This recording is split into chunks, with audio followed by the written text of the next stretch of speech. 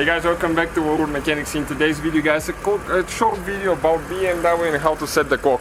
If you have a 3 series, 5 series guys, the procedure will be almost the same for all of them.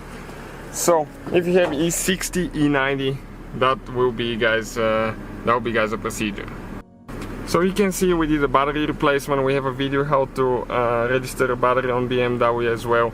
So all we have to do guys, okay, select this switch right here, go to set clock, okay, set right here, click BC, okay, and now we're going to set it and see what time it is now.